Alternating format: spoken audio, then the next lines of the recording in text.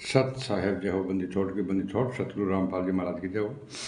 और बंदी छोड़ कबीर साहब जय हो। भगत भाई ज्ञान अमृत एवं षड्यंत्र का बीज पुस्तक एवं PDF एवं लिंक प्राप्त करने के लिए 98 280 और 72 914 ओम प्रकाश दास राजस्थान से गांव से। भगत भाइयों, इस पुस्तक में छुड़ानी करो था और बुलवाला का संपूर्ण खुलासा है।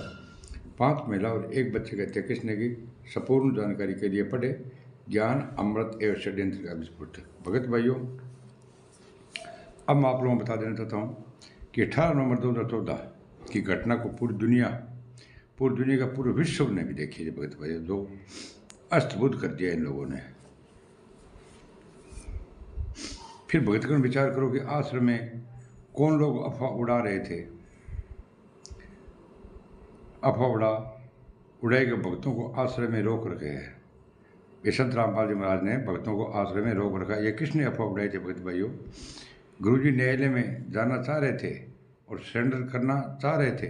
आखिर वे कौन लोग थे जो उन्हें सरेंडर नहीं करने दिया?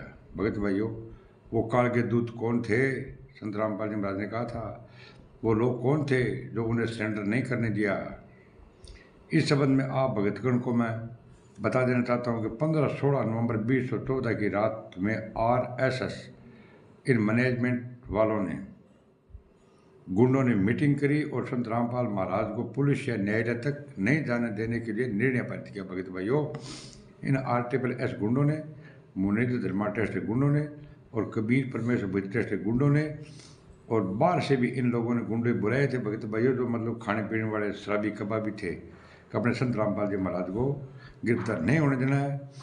अब आपको पता है भगत भाइयों को, प्रशासन के आगे थे कोई आ जाए उसको झुकना ही पड़ता है। लेकिन इन गुंडों का एम यही था कि जब तक 5, 7, 10, 20 नेम रहे, जब तक संत रामपाल जी महाराज गिरफ्तार नहीं होने देंगे, क्योंकि कोई नेम रहेगा तो संत रामपाल जी महाराज को आजीवन कारावास जेल नहीं होगी। भगत भाइयों, जिसके संबंध में राज कपूर उर्फ प्रीतम RSS का महासचिव ने मीडिया के समक्ष खुले रूप से बयान दिया कि यदि संत रामपाल जी महाराज दिनांक 17/11/14 को स्वयं भी न्यायालय में पेश होना चाहेंगे तो 17 तो क्या उससे आगे भी किसी तिथि पर न्यायालय में पेश नहीं होने देंगे।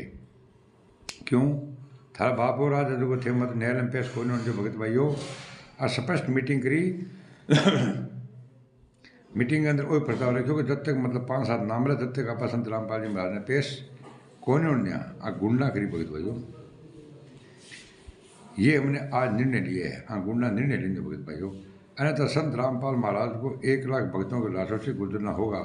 भी थे अन मतलब जितना मैं बैठा लास्ट तक मैं लड़ता रहे मरता रहे, लेकिन रामपाल ने गिरफ्तार कौन होने दिया। अब आप पूर्ण आत्मा अपने दिमाग सोच पर जोर दो कि जब संत रामपाल जी महाराज न्यायालय में जाने के लिए स्वयं तैयार थे तो उनके इस निर्णय के विरुद्ध कौन लोग मीटिंग किया और निर्णय लिया कि संत रामपाल जी महाराज को किसी भी दिन न्यायालय में पेश नहीं होने देंगे। कौन थे? राष्ट्रीय समाज सेवा समिति का पदाधिकारीगण, जिन्हें मैनेजमेंट के नाम से भी जाना जाता है। आज भगत समाज उन्हीं समिति एवं सेवादारों को खाद पानी देकर अपने गुरुजी के विपरीत झूठ खेती को हरा भरा कर रहा। भगत भाइयों, RSS मैनेजमेंट के गुंडों ने आश्रम में अफवाह फैलाई कि संत रामपाल जी महाराज अपना शरीर छोड़ दिया। अफवाह फैलाकर दिनांक 17/11/14 की रात्रि में उक्त गुंडों ने संत रामपाल जी को जान से मार देने के लिए प्लान बनाया। आश्रम में गुरुजी की खोजबीन करने लगे। गुरुजी कहीं नहीं मिले तो ये सभी गुंडे आश्रम को छोड़कर 17/11/14 को रात्रि को निकलकर भागे। भगत भाइयों, इन गुंडों के मसाती के संत रामपाल जी महाराज धाम भी अपने अंदर दिखाई देगा, वहाँ पर संत रामपाल जी महाराज को मार देंगे और पुलिस के नाम लगा देंगे। भगत भाइयों, इन लोगों ने 6 के अंदर भी यही प्रोग्राम किया था।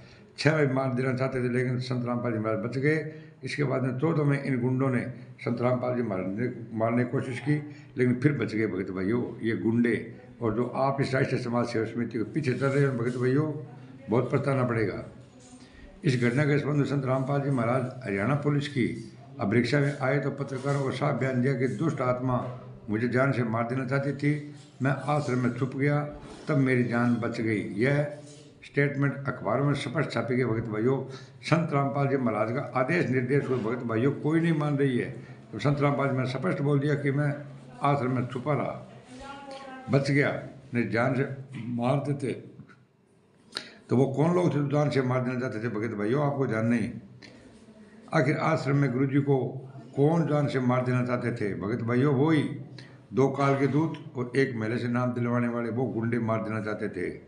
भगत समाज को जानने के लिए थोड़ी भी समझ नहीं है, उन्हें बस नाम दीक्षा लेने की पड़ी है। भले ही गुरु पड़ा भगत भाइयों कुआं में, गुरु जी से कोई मतलब को नहीं, ना की हिम्मत आगे सामने बोल के पूछने।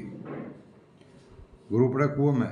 आज भगत समाज इतने अंधी गूंगी बहरी हो गई है कि गुरु जी को एक भी बयान को न तो सुन रही है और न देख रही है और न बोल रही है। अब भगत भाइयों, संत रामपाल जी महाराज ने तो कहा था, ये राष्ट्रीय समाज सेवा समिति मेरी नहीं है, ये काले कपड़ा गुंडे मेरे नहीं है, मुझे बंधक बना रहा था, मैं छुपा रहा इसलिए बच गया, जान से मार देते। भगत भाइयों, इस आदेश को तो कोई मानता नहीं है। बस कालब्रह्म के द्वारा स्थापित आरएसएस समिति कहो या मैनेजमेंट को, उन्हीं के आदेशों और निर्देशों को भगत भाइयों अमल करती है। ये कभी तो भगत भाइयों बोल देते हैं कि बीजेपी को वोट डालना है, गुरु जी का आदेश आ गया, कांग्रेस को वोट देना है, गुरु जी का आदेश आ गया, आश्रम बनाना है, गुरु जी का आदेश आ गया, आंदोलन करना है, गुरु जी का आदेश आ गया, अंतपाल की सीबीआई करवानी है, गुरु जी का आदेश आ गया।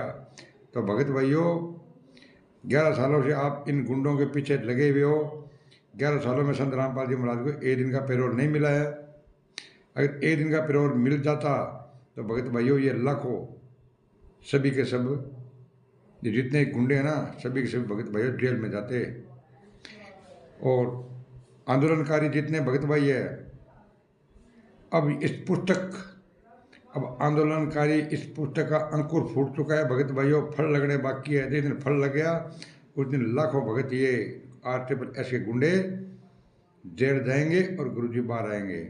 भगत भाइयों, इस चैनल को लाइक, कमेंट और शेयर और सब्सक्राइब करना है। बोले सत साहेब जय हो। बंदी छोड़ की बंदी छोड़, सतगुरु रामपाल जी महाराज की जय हो। सत साहेब।